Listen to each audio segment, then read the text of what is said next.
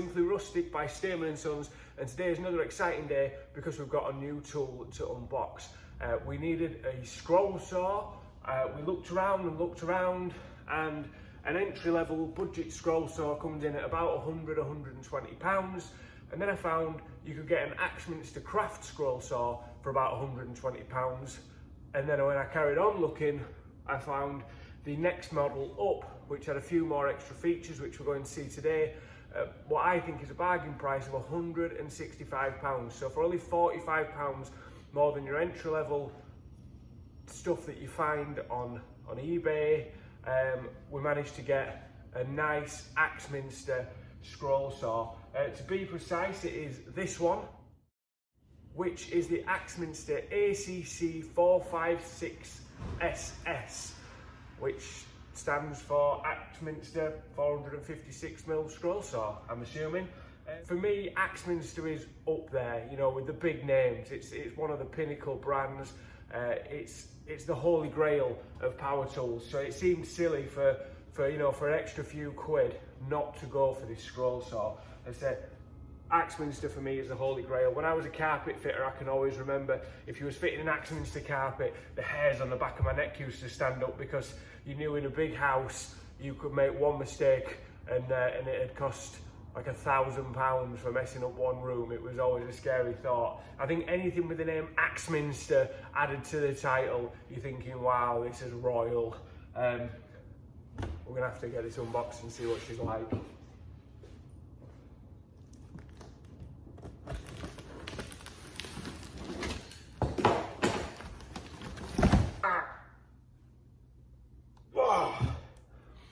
That seemed like a really good idea. Oh God, I'm seeing spots. It's just a box with a light in it. Why don't you just use an old bulb? Gosh, one hell of an LED like that. Stop messing about. This is the real saw. So, like I said, Axminster AC456SS scroll saw. Let's see what she's made of.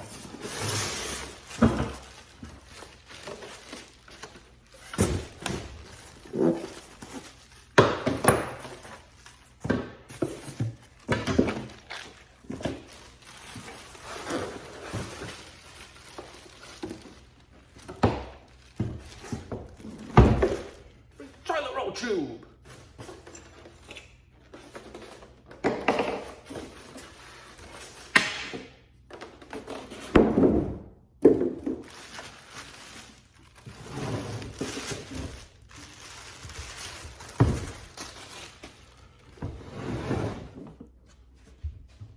It's going to be a better camera angle for everyone to get a good view of what's going on. So it's basically built in the box, which is great. But let's see what's going on here then. So, plate, flat.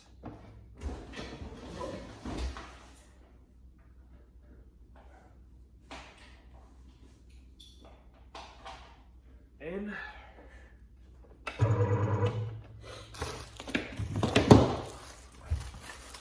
Just a few little bits to install, nothing major. Just a few bits to install, not much. The blade guard, the air hose, and the little power takeoff Dremel sanding toolie jobby, which I thought was a cool feature.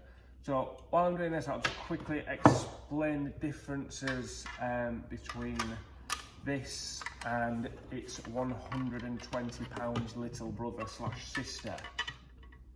Can we gender specify a scroll saw? Probably best we don't.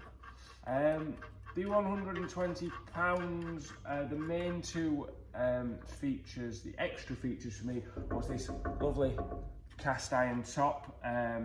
Since getting my lumberjack table saw with a cast iron top, I am all in the favour of anything cast iron now. It's so much nicer to work with, so much more solid, and you know it is flat. So when I saw that it had the cast iron top, straight away I thought, well, there's your extra 45 quid, so much more worth it, let's go for that. But also it did have this little power takeoff, which has got it's sort of like a little sanding, Dremel, finishing jobby tool, just for cleaning up all your bits and pieces that you're cutting on the scroll saw, which I thought was another great feature, which you didn't get on the other one.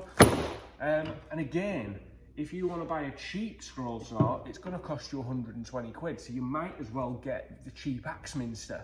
I can't compare them both because I don't have either of them, but for me, just the fact that it's got Axminster written on the side of it surely means it's better than some cheap unbranded thing that you're going to get off eBay, right?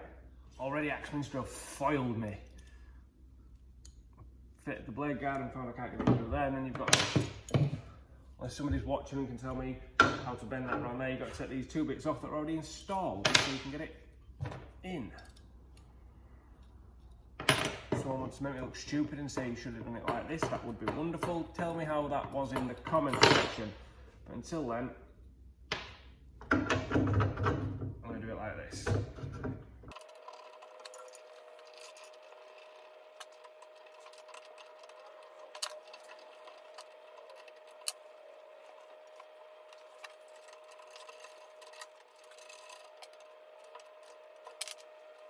Screwdriver Axminster.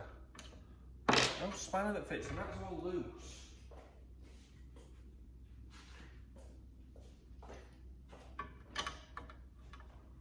Hello.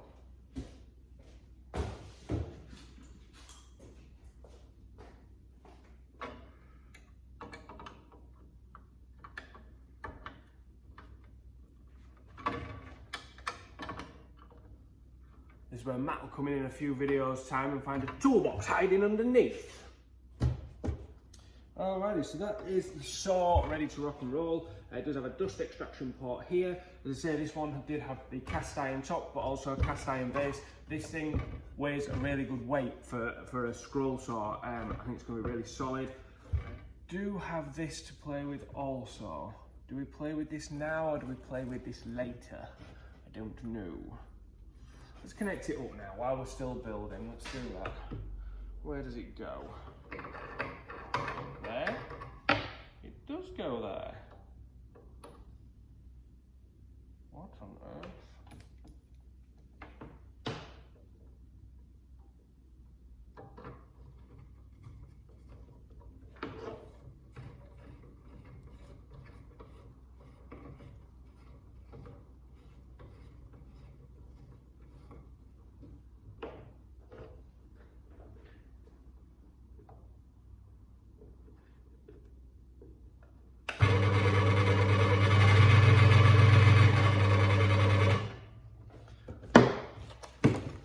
Turns on just with the normal power. So, just so I can see it, I can't really tell if it's spinning very well there, so I'll just pop something into it, just make sure it's doing its job.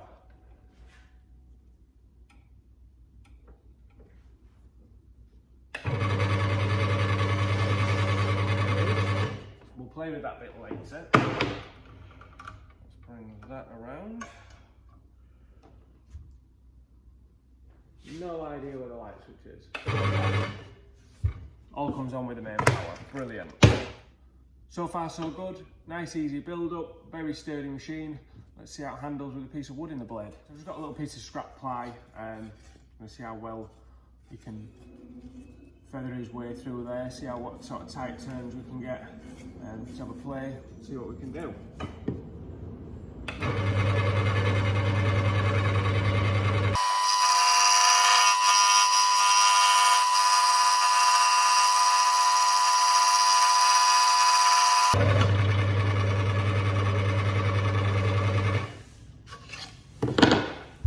So, beautiful cutting, bit of cleaning up. Should we try the Dremel? As you probably saw from that video, I'll tell you a little story. When I was at school in DT, we worked on a merit system with the scroll saw. You started off the year with 3 merits. Every time you broke a scroll saw blade, you lost a merit. If you lost all 3 merits and then broke a 4th scroll saw blade, you had to write a story, a day in the life of, and then our teacher chose what we had to do a day in the life of. So anyway, my story, obviously I broke 4 scroll saw blades. My story was a day in the life of a raindrop. That was the story that I had to write, one day in the life of a raindrop. It had to be a full page of A4, so I wrote, wee plop. I was expecting to get in a lot of trouble for my poor story. I actually got all 3 of my merits back. He said it was genius and a great way of beating a punishment. So we're just going to try put these up here where you can see them. Just got basically a box of little magic bits. So, just so we can have a little play with it. There's a bash. I'm just going to spin this round so I'm not too tight. I'll show you this side anyway. It's basically, this is where it's screwed in, and I kind of did that. I was hiding that bit from you. So it just screw in there. Then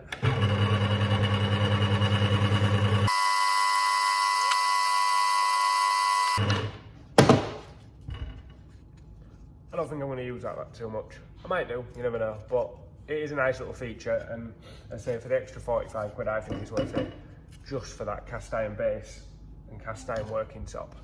But that worked out really well.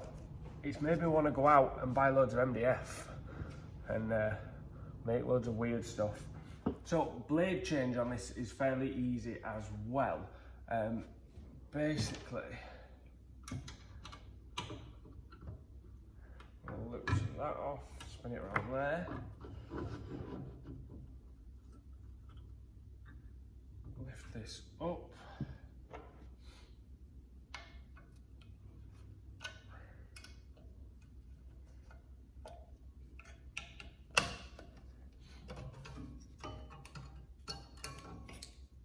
Lift that out. Now once you have loosened the blade using the tensioner on the back, it's just a case of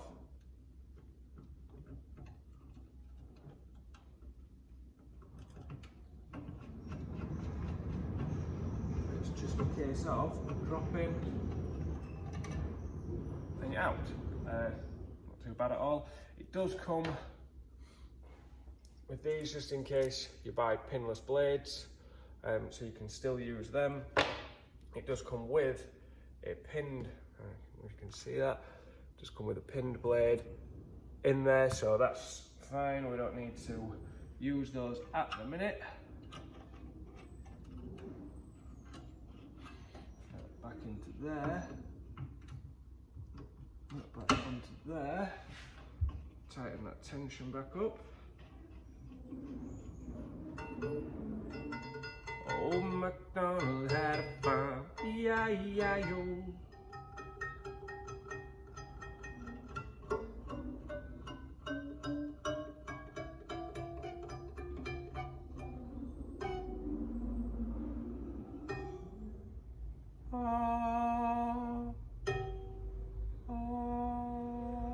You want to tighten that up to about a G major. A G major is about the right tension, I think. Then just replace this, which is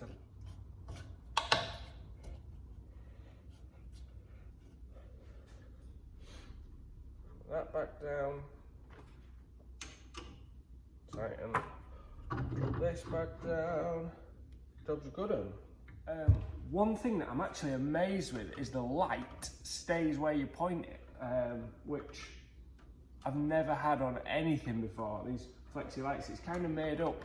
Let's see if we can show you this up close.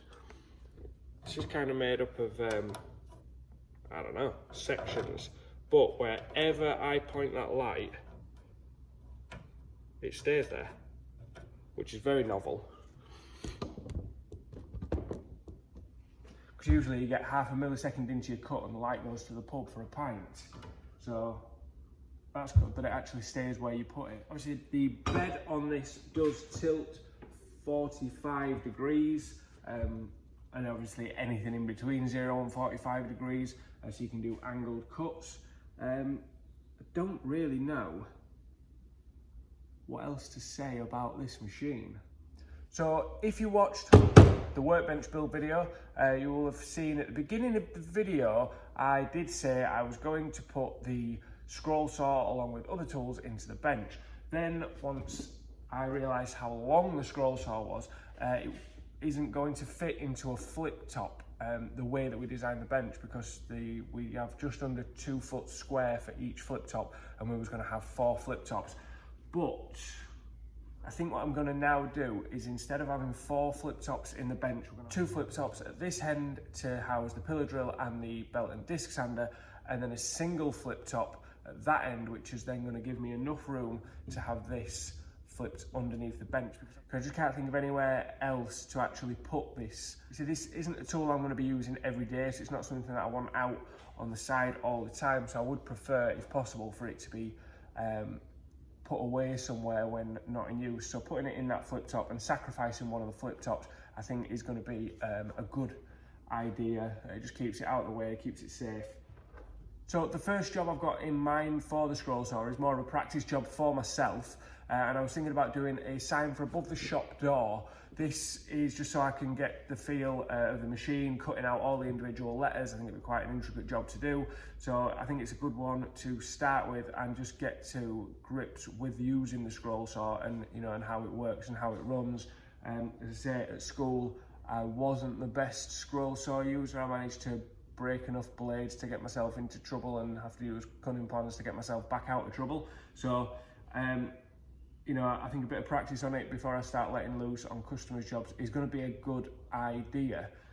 Again, if you're looking for a scroll saw, I don't see the point in buying an entry-level one when you can get something as good as this for not much more at all.